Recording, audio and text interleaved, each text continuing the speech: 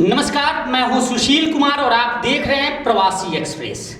दरअसल कहते हैं कि मेहनत करे इंसान तो क्या काम है मुश्किल, और इस पूरी वाक्य को चरितार्थ कर रही हैं रेणु कात्यायन जो आज हमारे साथ है। मैम, बहुत बहुत स्वागत है आपका। बहुत बहुत धन्यवाद आपका सुशील जी। रेणु जी के बारे में इतना ही कहूंगा मैं कि हम तमाम धारावाहिकों में, फिल्मों में या फिर किताबों में जो पढ़े होंगे कि किस तरह से संघर्ष से आदमी मुकाम बनाता है, इन्होंने उस संघर्ष को देखा है, कर रही हैं और मुकाम भी बनाई है। और मुकाम ऐसा कि रेस वॉकिंग में वर्ल्ड मास्टर गोल्ड मेडलिस्ट हैं ओमान में 2022 में, Asia book of record holder है 2021 में बनाया था, एशियन मास्टर सिल्वर मेडलिस्ट है मलेशिया में 2019 में बनाया था, और world master race walker Spain में 2018 में बनाया था। और एक बात और, हालांकि ये बताएंगी, मैं आपको बता दूं कि जैसे जिस परिवेश से उठी हैं और जिन थपेड़ों को झेला है, आज सारी बातें बताएंगे कि किस तरह से, क्या वास्तव में आपको यकीन नहीं होगा इनकी कहानी के बारे में।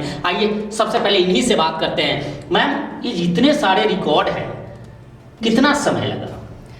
सर, मुझे 4-4.5 साल ही हुआ है स्पोर्ट्स में आए हुए, ज़्यादा टाइम नहीं हुआ है स्पोर्ट्स में आए। और एशिया बुक ऑफ रिकॉर्ड तो मैंने टोटल 4 महीने में ही किया है। प्रैक्टिस ही 4 महीने की हुई थी, उससे पहले कुछ हाथ में भी नहीं था कि 24 घंटे करना है। वो तो मुझे मेरे बच्चों ने, मुझे इवन मेरा जो सन है, मेरा उसका यूट्यूब चैनल है ऑर्डिनरी बॉय करके, उसने अपने लिए रिकॉर्ड बना था कि मम्मा मुझे 24 घंटे कार में रहना है।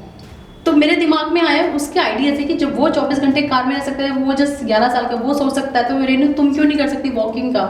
उसके आइडिया ने मुझे प्रेरणा दी और फिर मैंने करके कोशिश की करने की, और लकीली भगवान की मर्जी से वो हो भी गया। आप देख लो, अपने बच्चे के बारे में कह रहे हो, मुझे लग रहा है कि जो देख रहे हैं वो कह रहे हो कि ये तो खुद बच्ची है। जी, मेरा बेटा है 11 साल का और मेरी एक स्वीट सी गर्ल है बेटी 14 इयर्स की। तो वो दोनों मेरे बेटे बच्चे का वो दोस्त आता है, तो मैं अपनी सारी बातें से शेयर 14 साल की बेटी, तो फिर आप कितने साल के हो? जी, आई एम अराउंड 40। आपको यकीन नहीं हो रहा होगा, लेकिन देख लीजिए 40 साल की हैं। और एक चीज और बड़ा दिलचस्प है, मैंने सुना, बता रहे थे लोग कि आप बचपन से ही गेम से भाग रही थी कि मुझे गेम में नहीं जाना, गेम में नहीं जाना, और गेम में एक गोल्ड मेडल ले रहे हो आप। जी, मैं सेकंड क्लास में थी, तो फिर जी हर बच्चा ना कभी झूठ बोलता है कि जब क्लास का कोई पीरियड होता है ना, तो पेट दर्द के बहाना करके मेडिकल रूम में जाता है। वो स्पोर्ट्स पीरियड था, मुझे याद है स्पोर्ट्स पीरियड में मैंने पेट दर्द का बहाना करके मैं स्पोर्ट्स पीरियड में भागती रही, उसमें नहीं जाना, मैम गुस्सा करेंगी, क्या होगा, कैसे सिखाएंगी। मैं पेट दर्द का बहाना करके मेडिकल रूम में लेटी रहती थी, कब स्पोर्ट्स पीरियड खत्म होगा, कब बेल बजेगी नेक्स्ट पीरियड की। बट भगवान ने शायद डेस्टिनी मेरी इधर लिखी थी, तो मैं इधर ही आ गई। भगवान ने जैसा आदेश किया, हम तो उसके पालन कर रहे हैं, तो वैसे ही सही। 2017 में आपने शुरुआत की है और आप कह रही हैं कि आप इतना लंबा अरसा, यानी पूरा आप आधी जीवन, हम कहें 36 साल तक आपने स्पोर्ट्स का सब ही नहीं सीखा। मुझे कुछ भी नहीं पता था कैसे कोई वार्म अप नाम की चीज़ क्या होती है। मुझे तो जैसे गेम देखते हैं, जैसे कोई क्रिकेट देखती थी या कुछ, मुझे पता नहीं था कि गेम शुरू से पहले भी कुछ तैयारी होती है एक प्लेयर के लिए।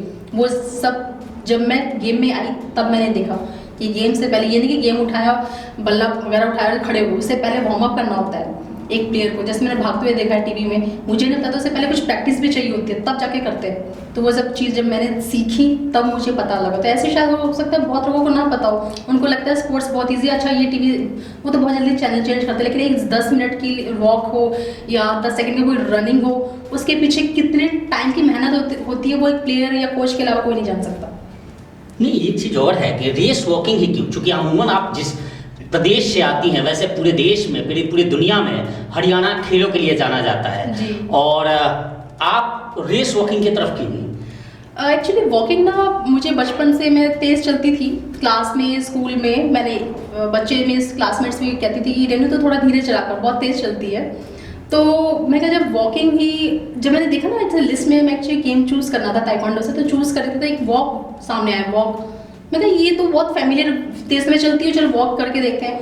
बट जब मैंने यूट्यूब पे सर्च किया तो उसमें कुछ टेक्निक्स थी कि नी बैंड नहीं होना चाहिए आपका, और टो टच, और आपका ज़मीन से कांटेक्ट टूटना नहीं चाहिए। तो मैं कहा ये थोड़ा मुझे डिफरेंट लगा कि, और मुझे पसंद है कुछ अटपटी चीज़ हो और जो थोड़ा चैलेंजिंग चीज़ हो, वो मुझे पसंद है कि एक बार ट्राई ज़रूर करना चाहिए। मैं कोशिश करती हूँ हर इंसान को एक बार लाइफ में कुछ भी ट्राई ज़रूर करना चाहिए। सक्सेस मिले या ना मिले वो बात की बात है, लेकिन जिसने ट्राई नहीं किया वो तो पहले ही फेल हो गया, ऐसा मैं सोचती हूँ। तो फिर मैंने करके देखा, यूट्यूब से कुछ टेक्निक्स सीखी, फिर लकीली मुझे शमशेर सर मिले उन्होंने मुझे ये वॉकिंग के टेक्निक्स और अच्छे से क्लियर बताया, तो फिर मैंने आगे इसमें कंटिन्यू करती रही मैं इसमें। नहीं देखिए रेणु जी, मैं एक चीज़ कहूँगा कि अमूमन जब हरियाणा का जिक्र होता है जी और हम लोग पहले किताबों में पढ़ते थे कि लड़कियों का सेक्स रेशियो बड़ा कम होता था, तो उससे हमें यह अंदाज़ा लगता था कि महिलाओं की यहाँ किस तरह की लाइफ स्टाइल रही होगी, घूंघट में रहना, बाहर नहीं निकलना, और उसमें आप घर से बाहर निकली और निकलकर अब उस परिवेश से निकली हैं, निकलकर ये सब कुछ करना ये कितना डिफिकल्ट था?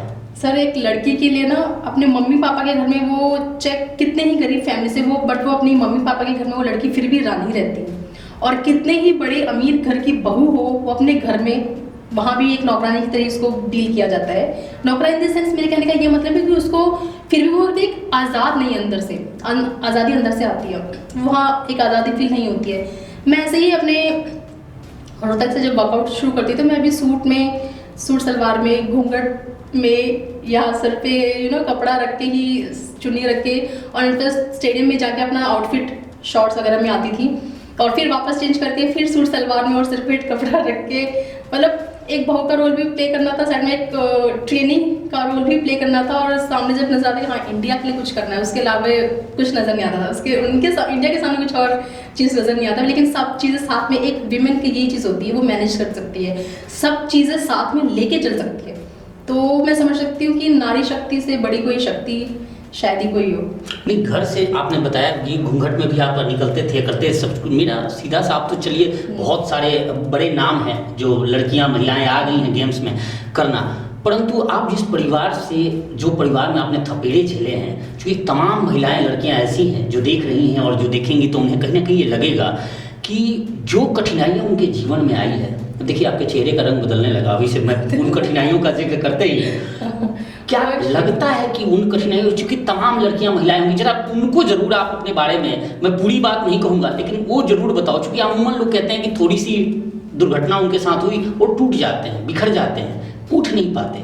आप कह रही थी कि आप चूर 2 लाइन जरा वो भी कह दीजिए जो आप अभी बता रही थी। टूट के खड़ा होना फिर भी आसान है, मगर चूरे से, जो चूरे का पाउडर होता है उससे इंसान बनना बहुत मुश्किल होता है, और वो शायद मेरी लाइफ में मैं चूरा से एक इंसान दोबारा खड़ी हुई हूँ। मैं एक वही लड़की हूँ जो 10 कदम नहीं चल सकती थी, मैं बेहोश, गिर जाती थी, मेरे को सामने नजर नहीं आता था कुछ, मैं उठ नहीं सकती थी, मैं वॉशरूम तक जाने तक मुझे 2 घंटे लगते थे, बेड से वॉशरूम तक जाने तक के लिए। और इस बीच में मेरा टूर्नामेंट भी होता था, उस बीच में मुझे वापस अपने आप को साइकोलॉजिकली वापस मुझे अपने आप को ठीक करना होता है कि टूर्नामेंट आ गया, प्रैक्टिस पे कंटिन्यू रखो अपने आप को। वो चीज़ें थी लाइफ में, और सबके लाइफ में आती हैं। देखो, प्रॉब्लम से हम दूर नहीं, सबसे बड़ी बात है लाइफ में भगवान ने भी ऐसा कोई प्रॉब्लम नहीं बताया जिसका सोल्यूशन ना हो। जैसे हम मैथ्स के सम्स पढ़ते हैं, मैथ्स के पीछे सोल्यूशन दिया होता है, आगे सम्स पीछे फर्स्ट में प्रॉब्लम्स दिए, देन लास्ट में सोल्यूशन होते हैं। वो आप हमारे ऊपर के पहले हम ट्राई करते हैं कि सोल्यूशन मिल जाए, नहीं मिलता हम दोबारा ट्राई करते हैं, तीसरी बार 4 बार ट्राई करो, मगर हम पीछे नहीं हट सकते हैं ना किसी भी चीज़ से। तो प्रॉब्लम्स तो लाइफ में आएंगी, सोल्यूशन भी भगवान ने तय है, सोल्यूशन है, मगर आपको वो वक्त देखना है कि आप कितनी जल्दी अपने आप को सोल्यूशन तक ले जा सकते हो, आसानी से ले जा सकते हो या मुश्किल से ले जा सकते हो। नहीं, मैं कहने के पीछे एक और रीजन था कि अमूमन मैं हरियाणा कल ही एक खबर में देख रहा था, कर रहा था कि जो परिवार में मानसिक और शारीरिक प्रताड़ना बेटियां झेलती हैं, बहुओं को लोग देते हैं, हरियाणा बड़ा मशहूर है इसके लिए, और वहाँ उसके बाद वो मौत को गले लगा लेती हैं, फिर वो समाज से त्यक्त हो जाती हैं।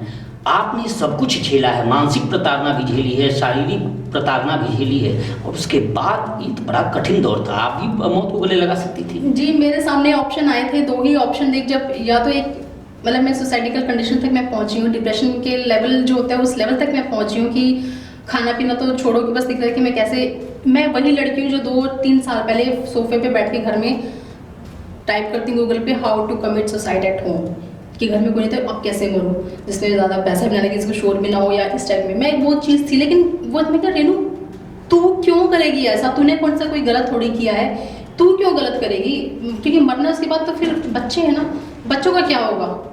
और कि सिर्फ बच्चे ही नहीं, कि तुझे एक लेसन बनना है कि लाइफ में जितने भी प्रॉब्लम्स आए ना, तुम उसका हंस के सामना करो, लाइफ में आने दो, जिसने जो गलत किया वो करने दो, मगर तुम्हें आगे बढ़ना है सॉल्यूशन के साथ और एक खुशी मिजाज से, और आगे बढ़ते ही रहना है, प्रॉब्लम्स को आने दो, जाने दो, कोई दिक्कत नहीं है उन चीज़ों में। बिल्कुल सही कहा आपने कि जैसे आप गूगल पे how to commit suicide type करती थी, ये आप अकेली नहीं है, हरियाणा में अमूमन बहुत सारी ऐसी घटनाएं आती हैं लेकिन ये बड़ा कठिन है जिस दौर से आप गुजरी हैं। मैं उस दौर को इसलिए जानना चाहूँगा क्योंकि अमूमन आजकल घर घर में इस तरह की कहानियाँ हो रही हैं और लोग सुसाइड कर रहे हैं। काश आप चूँकि बेटियाँ हैं और हरियाणा में बेटियाँ महिलाएं वो कैसे सशक्त हो जाएं आपकी कहानी से, क्या कुछ दौर था?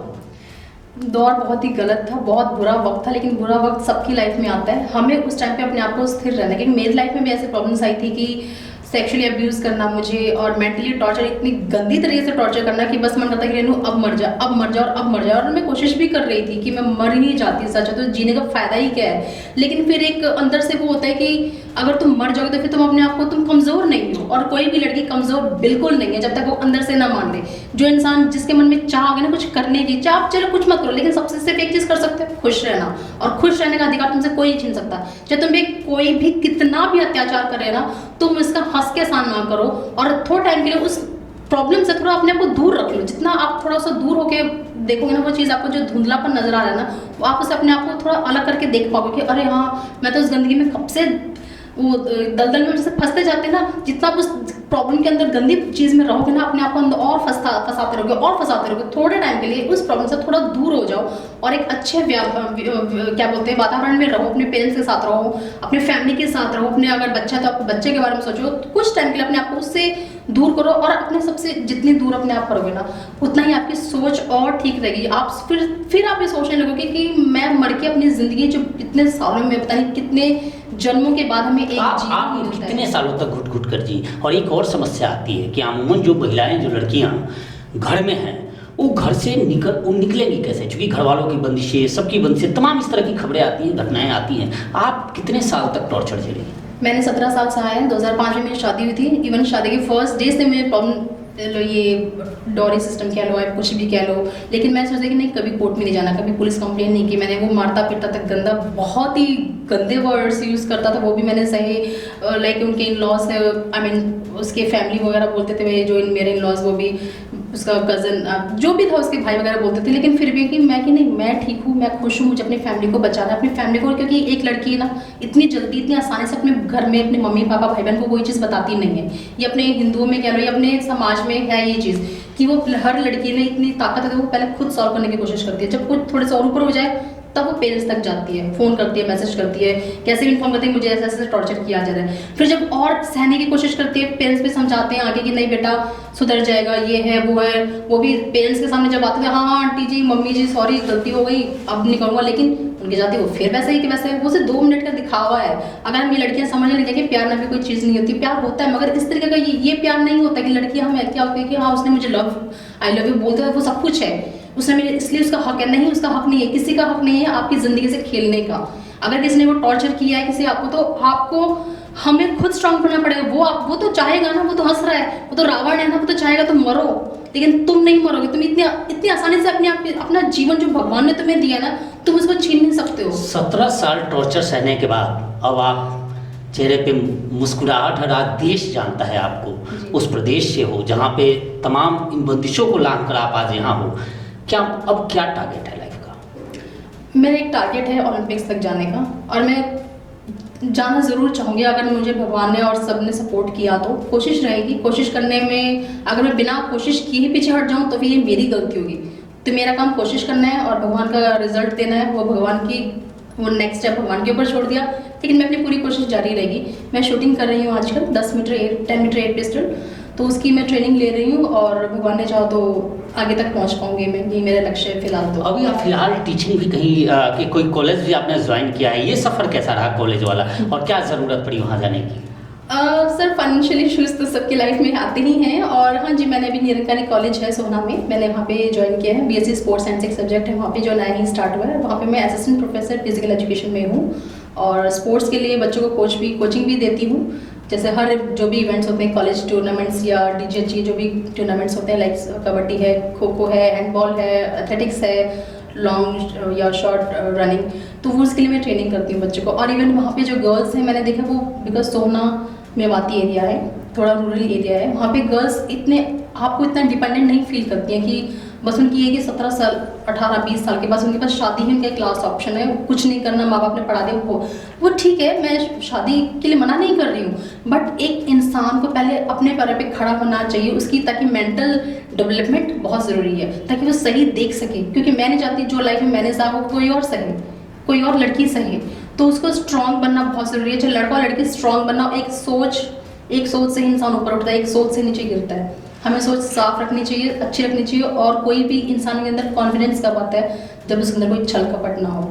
अगर इंसान में कोई छल कपट चोरी होगी तो इंसान उसकी आंखों में पता लग जाएगा। मैंने ज़िंदगी में कोई छल कपट नहीं है किसी से, आई एम हैप्पी कि जो किया है अच्छा किया है, कि मैं किसी की डरती नहीं हूँ, मुझे कोई डर नहीं है किसी चीज़ का, क्योंकि डर उसको होगा जिसने अंदर कुछ गलत किया होगा, उसको वो डर लगे कि वो मेरे सामने आ गया तो वो क्या होगा। क्यों मेरे जो इन-लॉज थे लाइक वो लोग डराने की कोशिश करते हैं, हम तेरा ना कच्चा चिट्टा निकाल देंगे फलान देंगे। मैं जो करना है कर लो, तुम्हारे ऊपर है, मेरे साथ भगवान है। जब इवन मेरे साथ प्रॉब्लम्स आई थी कोर्ट में भी, मैंने एक दिन पुलिस स्टेशन में भी मैंने कहा था, जो लेकिन मैंने कौरवों के 700 लोग थे, हम 5 बहुत ही पांडु बहुत है, मैं, मेरे 2 बच्चे और मेरे 2 ट्विंस जुड़वा लड़के चले गए थे, वो उन लोगों की प्रॉब्लम, उन लोगों की गंदी सोच की वजह से। तो मैंने कहा हम 5 पांडव 5 ही बहुत थे ना, हम 5 ही बहुत है, तुम लोगों पे भारी पड़ेंगे तुम लोगों पे। और अभी वही अभी चल रहा है, अभी कोर्ट में मैटर खैर चल रहा है अभी भी। अब लेट्स सी कहाँ तक रुख पड़ता है, कि उसने तो कोशिश की है बहुत, उसके बाद पैसा बहुत। अब आप इमोशनल होने लगी, मैं ये सवाल नहीं पूछूंगा क्योंकि अमूमन, लेकिन एक चीज़ जानूंगा ज़रूर कि इस पूरी जो कुछ आज आप हो और जहाँ से आप निकले हो, ये श्रेय किसको दोगे इस पूरा का? श्रेय संतोषी माता को, क्योंकि मैं सही बोल रही हूँ, मैंने मौत को इतने करीब से देखा है, शायद ही किसी लड़की ने देखा होगा। जिस तरह से एक टाइम तो उसने मेरे पर बंदूक भी रख दी थी, और बहुत नज़दीक से मैंने, शायद सपने में इंसान देखते हैं, मैंने भगवान को साक्षात देखा एक तरह से, कि उन्होंने मुझे बोला कि रेनू तुम अभी भी ठीक हो और तुम कर सकती हो कुछ। और मैं जब इवन आप विश्वास नहीं करेंगे, रेस वॉकिंग में जब मेरा चैलेंज चल रहा था कि मुझे लास्ट लैप करना है, वर्कआउट करना है, तो मैं देखिए संतोषी माता आगे चल रही है, संतोषी माता कहते रेनू आजा, बस थोड़ा सा रह गया, थोड़ा सा आगे, क्योंकि इंसान थकने लगता है, तो फिर मुझे फील होता है कि संतोषी माता मुझे बुला रही है, रेनू 50 मीटर रह गया, रेनू 10 मीटर रह गया, बस अब रेनू जल्दी आ। तो वो सामने संतोषी माता को देखे मैं फिनिश लाइन तक पहुँच जाती हूँ। तो संतोषी माता भगवान है, और मेरे फैमिली और पेरेंट्स, मेरी सिस्टर ने मुझे बहुत सपोर्ट किया है, सारा फाइनेंशियल मेरे ब्रदर सिस्टर ने ही मेरा किया है, मेरे लाइक फैमिली मम्मी पापा ने, क्योंकि हर एक लड़की चाहती है कि शादी के बाद ना सारा खर्चा पेरेंट्स उठाते हैं, उसको चुभता है, लेकिन मेरी टचवुड मेरी फैमिली बहुत अच्छी है और बच्चे बहुत अच्छे हैं, तो सबने मुझे बहुत सपोर्ट किया है। और मैं एक पेरेंट्स को एक मैसेज देना चाहूँगी अपने बेटियों के लिए, बेटी किसी का बोझ नहीं है, एक माता पिता के लिए सबसे बड़ी पूंजी है, और जो ससुराल वाले के घर में जो उसको बोझ मानते हैं, वो उनके ऊपर उनके दिमाग पे बोझ है। अपने दिमाग को साफ करो, दुनिया साफ हो जाएगी, तो साफ हो जाएगी। एक वैसे तो हरियाणा है, और चूंकि आप जो काम कर रहे हो और आपकी जो कहानी है ये ज़रूर घर घर तक जानी चाहिए। और हरियाणा आप जाटों का तो राजनीतिक पे हक है, मैं ये नहीं कहूँगा, लेकिन इतना ज़रूर कहूँगा कि क्या समाज, अगला रास्ता समाज सेवा का या राजनीति का? मुझे पॉलिटिक्स में कोई इंटरेस्ट नहीं है। मैं समाज सेवा, मैं किसी को बुरा नहीं कर सकती, किसी के साथ बुरा होता देख भी नहीं सकती। मैं अपनी कोशिश करूँगी कि उसको ठीक रखूँ, उसको खुश रखूँ। अगर वो किसी प्रॉब्लम से निकल रहा है तो कोशिश करती हूँ कि उनके लिए मैं कुछ, अगर मेरी ज़िंदगी में कुछ उसका कुछ ज़रा सा हेल्प काम आए, आ पाए, उसको खुशी दे पाए, उसको जीवन बचा पाए, तो इससे बड़ी कोई चीज़ नहीं है। यही मैं सोच रही हूँ। बिल्कुल, देखिए ये रेणु कादयान है और इनकी पूरी कहानी, हालांकि मैं चाहता था कि आप लोगों के साथ इनकी पूरी कहानी शेयर करूं, परंतु इनके इमोशंस को देखकर इमोशनल होने लगी थी, और मैंने कहा कि ये आज वक्त नहीं, आज बस आप इतना ही है कि देखिए वो भी इंसान है जो सुसाइड करने जा रही, 17 साल तक प्रताड़ना झेलती हैं, और तमाम वैसी बेटियां बहू हैं जो ऐसी खबरें आती है कि दहेज हत्या की, और जो कहीं ना कहीं मौत को गले लगाती हैं, उनके लिए मिसाल हैं और ज़रूरत है। प्रेरणा कहीं से भी मिल सकता है, आप इनसे भी प्रेरणा ले सकती हैं और देख सकते हैं कि किस तरह से एक चूर चूर हुआ इंसान आज विश्व में न केवल हरियाणा का, भारत का और न स्वयं सबका डंका बजा रहा है, और रेस वॉकिंग में एक अपना महत्वपूर्ण गोल्ड मेडल के साथ स्थान रखा है। तो फिलहाल इस पेशकश में इतना ही। आप देखते रहिए प्रवासी एक्सप्रेस, और आपको वीडियो कैसी लगी आप लाइक कमेंट शेयर कर जरूर बताइएगा। नमस्कार।